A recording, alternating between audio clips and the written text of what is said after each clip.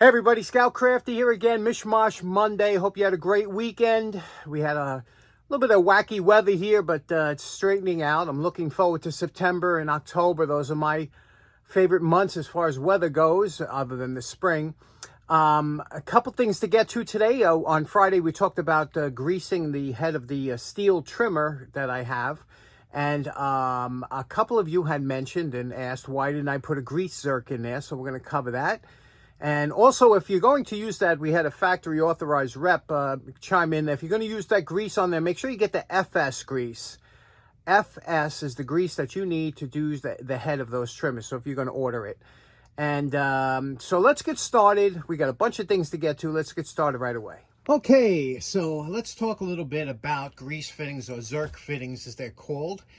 Ever since I was a young man, I've had kind of a love-hate relationship with these things. I'm sure many of you have too, because they can either be easy peasy or a pain in the butt. And a lot of times, basically what a zerk fitting or grease fitting is nothing more than a small fitting that has a spring ball in here. See that little ball? And what happens is when you put your grease gun over here, it captures this ball like this. And you pump the grease in, and it goes in and greases whatever you want to be greased. And then when you finish, the spring will put that ball back and stop any dirt or anything from getting in there. In the perfect world. So many times these things get jammed up, they get stuck, they get crapped up with either hard grease or whatever. And they can be a real pain sometimes and challenging. Now, believe it or not, I have a whole bunch of grease fittings, and I was on a grease fitting kick. I had to replace them in a bunch of things, tractors and whatnot, because sometimes you just can't get them unstuck. And so I've always had a love-hate relationship. That's why I was so enamored with Stihl's system, where you have a screwed in. You take out that plug and you screw this in, because it eliminates a lot of the problems that these have, you know. And grease guns are always messy. And a lot of grease guns don't work the way. They're just a problem. They've always have been. However, I'm going to show you that there are times you might want to either change or install a grease fitting in a certain application that you have that you want to add grease. Now, these are great for like farm equipment, tractors, things like that, where you want to get in quick and out. A lot of times for machinery, we have different types of ways of applying grease or whatever, but I'm going to show you how to install one of these. Now, this grease zerk here is a typical normal one that you would see. They're pretty much standard, but the threads on here are 1/4 by 28. That's what the threads are on there, on a grease fitting. Now, some grease fittings, like this right angle one here, has obviously a different thread size, so you always have to check the thread size. But now that we determined we have a 1/4 by 28. Let's get out our tapping dies. When we were doing tapping and threading last week, a lot of people were asking me, what's a good set to start off with? And I have to tell you, if you go on eBay or something, or you go to a flea market or something, you get an old USA Craftsman or Ace, or, you know, one of the old sets that of course, Greenfield, anything like that. But the main thing is to look at is, a lot of times these sets were bought by homeowners and hardly ever used. Here's a perfect example of this. I paid a little over $20 for this on eBay at one time, and this is an absolutely beautiful set to have. It's got everything you need. It's a 20-piece set, great for the homeowner, and it does have the 1/4 by 28 tap. Now, what's so absolutely beautiful about this set here, and again, I wish they would still do it today, but look at the stampings. That you could tell it's a quality set. But if you look on here, it says Craftsman, it's stamped, 1/4 by 28, which is the thread we need to put that zerk in. And if you look over here, it says use made in USA, and it says use drill number 3. So it even tells you on all these taps what drill size to use, because that's always, you know, sometimes we have to look it up. Here it is. It's idiot proof. So let's get a number 3 drill, and I'll show you how to install a zerk fitting in case you ever want to do it. Now, many years ago, I bought this set of drills, and it's what a beautiful set it is. It's a 115-piece set. You could find these. It's high-speed steel drills, and these I always use because in case I need a specific size. Here is everything that's listed over here, and you can see a number 3 drill is 0.2130 of an inch, and here it is. This is the number 3. It's up here. Here are the number bits. Over here are the letter bits. A, B, C, and that way. And over here are the fractional bits, okay? So you can see it has the different sizes, and this is the number 3. It's written on here. And let's get and drill it out and tap. Now, whenever you're trying to thread a hole or drill a hole into something, some thin stock like this, you could lay it flat on the drill press table or something, but I like to put it into a vise, and I'll show you why. Now, I want to clamp this into the top of the vise like this, but how do you get this to be flat in the vise and not cocked one way or the other? And to do that, you use something called parallels, and these are ground specifically for this job, and you can see they're precision ground. They're exactly the same height, and they have different heights that they come in and different thicknesses. So you put that into your machinist vise like this, and then you just take your piece of stock and you press it down, and then you tighten the vise up. And when you tighten the vise up here, make sure you press it down hard. When you tighten the vise up, what happens is now that'll be level here, and you could slide out the parallels here, and now that is in there and beautifully level. If you tried to do that by eye, it might be cocked one way or the other. So now we're going to take this and we're going to drill it out, and then we could put it into the vise, because that's what this vise is made for. Now, in order to save that 115-piece drill bit set, what I do is every time I need to drill a hole, I'll just take one of my regular everyday bits, like this is a 3/16, and I'll pre-drill it with that, and then I'll come back and drill it with the proper number 3, and it always saves the bits for when you need them and keeps them sharp. Next, we're going to take this General hand countersink, and I suggest you buy one of these if you don't have one. They are absolutely fantastic. And we're just going to take off the burr that the drill leaves on the top, and you can see here, it's just a nice little countersink. Now, believe it or not, the hardest part of tapping a hole straight through this hole, especially in thin stock, this is considered kind of thin stock. The thinner the stock, the harder it is to get this to be absolutely perpendicular and go straight through.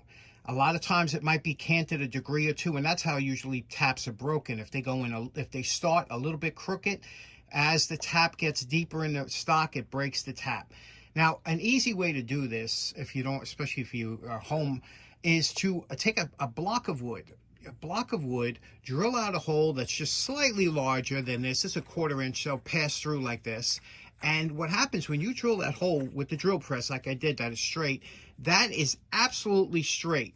And then when you put this block of wood over here and then you drive this tap into there, that's how you start it straight. Once it gets started, you could slip the block of wood off, and you're assured of getting a straight hole. That's always a good tip to know. And that's another reason I put it into this vise, is because I'm going to put it in Great-Grandpa's vise. Okay, we're going to use a little bit of cutting fluid, which is WD-40 for aluminum. And you see here, we have the tap just coming out. We're going to place it over the top here. Press the block down solid onto this piece of aluminum here. You're going to press it down solid, and then you're going to start it like this, okay? And that will assure that you go into the wood straight. Okay, now you can use any kind of tap holder you want. I'm using this hand tap. Screw it a couple times, back it off if it starts to bind, and you're going to go in until it starts. Once it starts, you could remove this block of wood, but you could see how I'm going in straight now. There's no way I could cant it left or right. Some people say bend down and look. A guide block is always a good thing to have. You can make it out of aluminum. You can make it out of Delrin or whatever. Here's a different type of guide block that you could use. The bigger it is, the better it is. It's always good shop practice. Now we remove the guide block. We're just going to finish it off with the tap, and we're going to, again, you do it until you feel any kind of binding, and it's always, don't be stingy with the tapping fluid, because it really does help the tap. And just go back and forth, up and down, and then you'll see we'll get it right through. Now, when it's all the way through, it'll loosen up. And again, this is 1/4 by 28. It's considered a fine tap for this size. There we go. We're all the way through. Okay, so you see that tap now is absolutely straight on through here. Now we're going to take it out. We'll loosen it up here. Remove the tap. And then again, what I like to do is just take that hand reamer or countersink here, in case anything came up, just nice and quickly go through there. Look at that beautifully tapped hole. There's just something so rewarding about it. Now this will fit right in here. As you can see, this will go right in. 1/4 by 28. Okay, and to tighten it up, I like to take, this was my dad's Snap-on 1/4 inch rotating. Put that on here. This is a, we got 7mm, and just tighten it down. This is a 6-point, and there we go. There is your perfectly installed grease zerk. Now, I'm sure a lot of you are saying that you could have done that in 2 seconds the other way. This is all about shop practice. When you come down here, it's about knowing, because when you do this and you get it perfect on practice, then when you have to do it in real life, you know, that's when it comes out nice. So there we have it. Now, if you were going to install this like in that head of the weed trimmer, you have to be careful when you drill through, because you have to have access to the back, or else chips might get in there and cause more problems than you have. And the other reason that I didn't do it on there is because being that I have to use FS grease to lubricate it, I didn't want to have to fill up my grease gun with that FS grease. So it's just as easy to do it the way I did. But there's your grease fitting installed, and a couple other tricks along the way. Now, there are many different kinds of zerks or grease fittings that you could use. Some have self-tapping threads on them that you just drill a hole and screw the zerk in. Others are press fit. You can just press them or bang them in with a hammer. So it all depends on your application and what you're going to use them for. But like I said, I had a love-hate relationship with them for many years. And in closing, I'm going to end this video a little bit short, because I'm going to ask you, almost beg you, to go check out this video of a gentleman who spent a year and a half. Now, we're all tool people, right? We already determined that.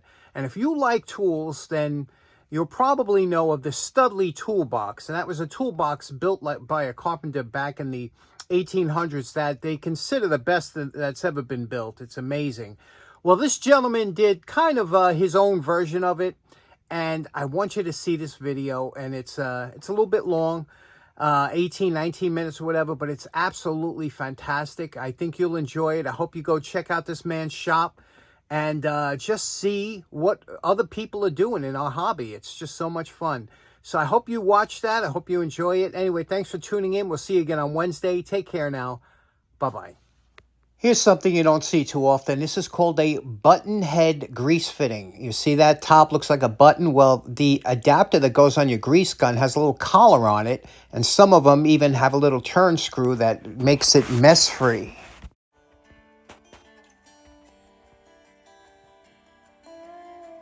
Whenever you're trying to thread something, or drill a hole, or